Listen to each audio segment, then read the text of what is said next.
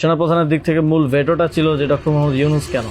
Doctor ইউনূসকে প্রধান উপদেষ্টা হিসেবে মানতে চাননি সেনাপ্রধান জেনারেল ওয়াকারুজ্জামান।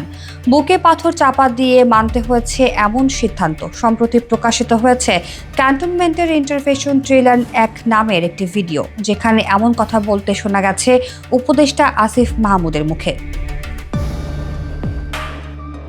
প্রকাশের পরপরই রীতিমতো ভাইরাল এই ভিডিও। নিজের ফেসবুক অ্যাকাউন্টে ভিডিওটি শেয়ার করেছেন হাসনাত আব্দুল্লাহ, যেখানে শোনা গেছে একাধিক চাঞ্চল্যকর তথ্য দিয়ে যাচ্ছেন আসিফ মাহমুদ।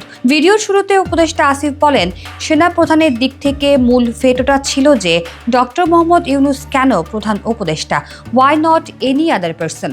সেনাপ্রধান বলেন, ডক্টর মোহাম্মদ ইউনূসের নামে মামলা রয়েছে, তিনি একজন কনভিক্টেড পারসন।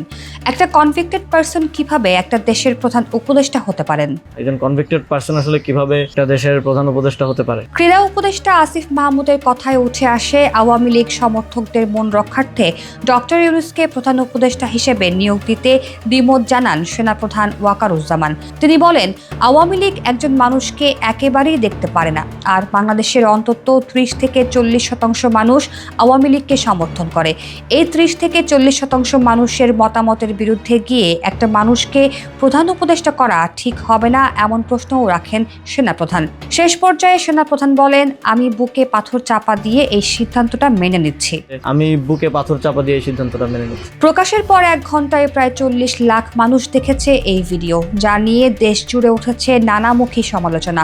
ঘটনাটি সেনাপ্রধানের সাথে প্রধান উপদেষ্টার সম্পর্কে বৈরিতা সৃষ্টি করবে বলেও মনে করছেন কেউ কেউ।